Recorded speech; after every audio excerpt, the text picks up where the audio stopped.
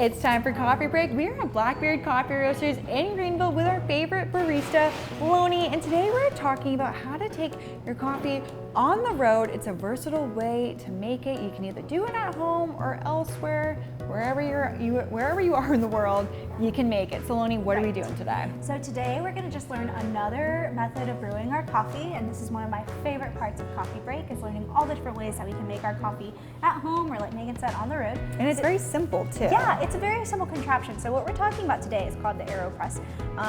They're relatively inexpensive, which I love, and then it's also going to produce a really high quality cup of coffee that anyone can make. You don't need to be a coffee snob in order to make this. So let's get started. Awesome. So to begin, we're gonna be using about a tablespoon worth of grinds. Okay. In this case, I weighed it out with our scale and it was 18 grams. And I'm gonna be using our Ethiopian beans. This is from Yirgacheffe. It's very, very good. I love these beans. They're one of my favorites, so you can buy them here in the shop. So I already went ahead and ground them up.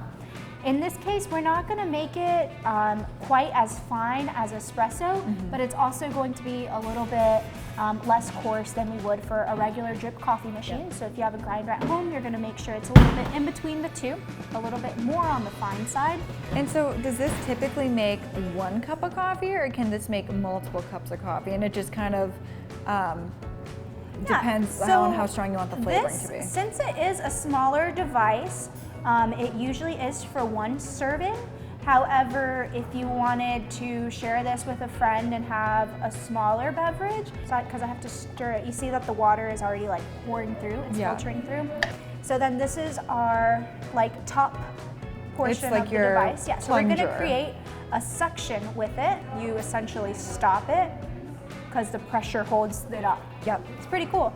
And then we're gonna give it about a minute, and then we're going to mix it up a little bit more and then plunge it all the way through. So what's really cool about the AeroPress, and a lot of people really love it, is that it's easy to use. Yep. It delivers a cup of coffee that is just really good. I personally am blown away by the quality of the coffee. Yep. And then you can always use it as a base and go from there. So if you want to add sugar and cream and whatnot, like you're totally able to. It's your cup of coffee. But this just gives you a really good quality cup. It's easily customizable. Exactly. It's Perfect. really easy to make. You can keep it simple, you can jazz it up. And then we're gonna give it another stir. And then we're gonna plunge it all the way through. Yeah, so I'm gonna lift it up a little bit so you can see. Oh wow. But it's coming down through the bottom. So it's we're a gonna- filter system essentially. Exactly. Pinkies up. Yeah, that's definitely way more my style.